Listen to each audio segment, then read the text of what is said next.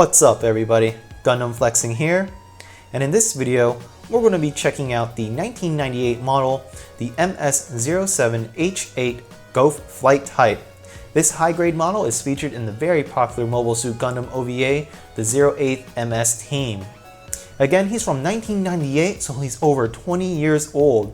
And as you begin building this Gundam, you could definitely tell, mostly because his limbs, despite looking really awesome, only come in very few pieces and they're very large and clunky.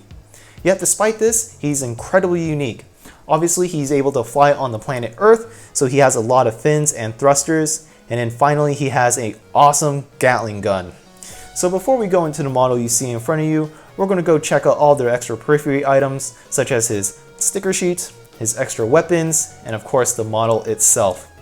And coming up first is the sticker sheet, and here it is. This is a tinfoil sheet right here.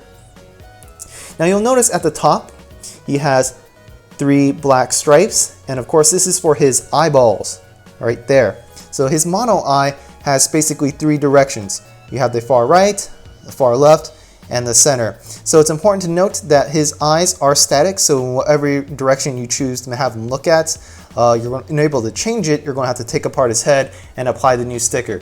Now this is something I wouldn't really want to do, so I only chose the middle sticker because it makes most sense to me. Here, right here, where my thumb's at, has 3 additional red stickers, and that is for his cockpit, which is in the center of his chest. And of course you have other stickers right here, the red ones, the gray stripes, and the black ones right here, which we'll go over as we progress through the model itself. So unfortunately, he just has a sticker sheet and no decal sheet, which is fine because this model is very easy to modify or add your weathering effects such as rust. Because he doesn't have a lot of flat surfaces, he does have a lot of rounded surfaces, and the fact that the color is gray, I think the rust portion would definitely stand out really easily. And now onto his weapons. So this guy basically comes with 3 weapons. 2 very basic ones. The first one is his 75mm finger cannons right here, or his finger machine gun. And that's only for his left hand. The next is the sword, which is right here. Right there. And this is a single piece, very basic. And of course, his awesome Gatling gun. So this is just a sword, and that's just a finger cannon, and the main selling point is the Gatling gun. Here we have the portion right here where the barrels are. Right there, it's pretty much a 6-barrel Gatling gun. The Gatling gun is connected to his shield, like this. So this is pretty much only like 2 pieces slapped together. And his Gatling gun also has a drum barrel right here, which is pretty cool. And of course he has a magazine belt that feeds all the way up into the barrels right there. And of course at the very top we also have his shield right here. And it's important to note that this guy pretty much comes with 2 shields. You have his Gatling gun shield, and then you also have his small mini shield right here. And both of them do have the eye hole, so he's able to look through it, although it's just for aesthetic purposes. If we were to look at this bigger shield right here, you'll notice at the top you have a slot right there, and that's so you're able to insert your sword like that. So despite this guy being so massive with the Gatling gun, his arms are actually strong enough to hold it in most whatever direction you have it. So that is a giant plus, because if his arms and if his joints weren't strong enough, it would be really annoying to put his elbows at a 90 degree and then watch the whole thing just slowly slide down. So that's a very big plus. Also, which I'm not sure if this was done intentionally, but underneath the magazine belt, you'll see there is like 3 cannons stacked up on top of each other. It sort of looks like they are like cannons for actual weapon systems, but when I looked online and looked through the instruction pamphlet, they're pretty much only for aesthetic purposes, but they look like they could be cannons, which is pretty cool. The way this whole Gatling gun is set up is pretty much you have his hand right here, which is fed underneath his grip, so it's bottom fed right here, and of course you have a little notch right there which goes onto the side of his forearm. So it's unfortunate, but this Gatling gun system could only fit onto his left side, not his right side, because the right side has no little notch to put his Gatling gun in. So keep that in mind. And before we go into the model, real quick, I want to go over the hands. This guy only comes with 3 hands. Funny enough, he has a right hand right here, which has like a little notch right there. You can definitely see the hole in between his fingers. So unfortunately, this hole is too small to actually grip the sword right here. So really, he only has like 1 grip sword for the sword, and that is just for his right hand. And it sort of sucks because this thing is so loose that no matter how you have him hold it, the sword just slides, but it won't come out. So that's a little bit annoying. It's not a very perfect tight fit, so keep that in mind. And of course, we have his other hand right there, which is for his Gatling gun. Well, I guess technically you could say he has 4 hands if you counted this finger, the 75mm cannon hand. But of course, we're just talking about the hands that you could apply that aren't weapons. So definitely keep that in mind. Gatling gun's only for the left hand. The right hand is only for the sword, and it's not even a tight fit. It's very loose. And now onto the model itself. So you can see with his head, he has that mono fin right here, which is pretty cool. And of course, I chose the sticker with the mono eye facing forward. To me, that's just easier for him to look in any direction. He doesn't have any collars, which is not a big deal. This is a very easy kit to build. I want to stress that again. Here we have his chest, and right here, where you can see these little 3 notches where my thumb's at, that is where he applies the red stickers for his cockpit. And of course, he's able to fly on Earth, so he needs a lot of fins. So in the back, we have 2 static fins, which is just pretty much for aesthetic purposes, because unfortunately, you can't really wiggle these things around. These things are static. It won't go up and down. You can't turn them in. You can't turn them out. But you'll notice here, we have these little gray stripe stickers, which is pretty cool. At the bottom of his backpack, he has 2 thrusters.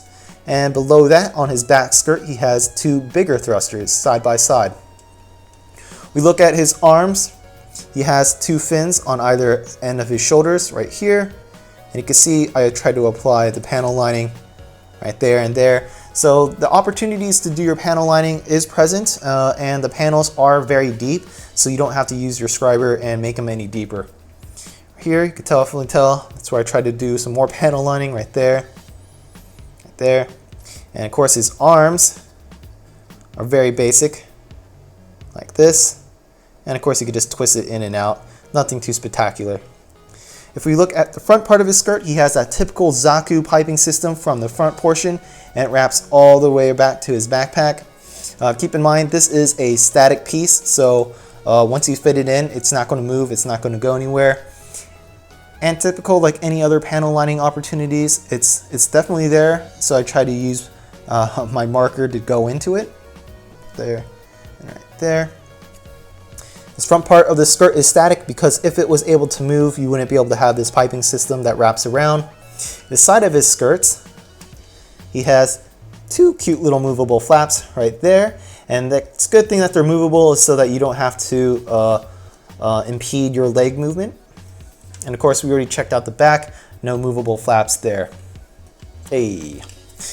So his legs are obviously very, very massive because you need a lot of boosters, a lot of energy to be able to fly this guy into the sky.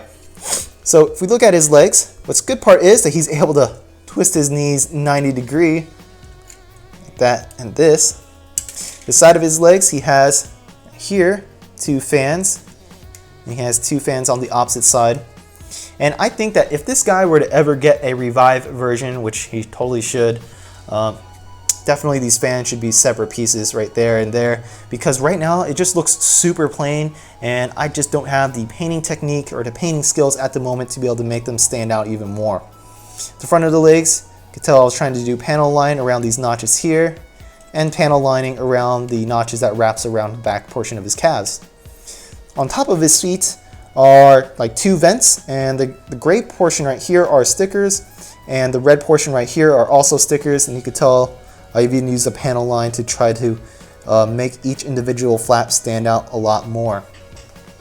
The back portion right here has a lot more opportunities to panel line here, and you even have like the triangles right there, which if this guy came with decals, it would have been pretty cool to use them right there as well.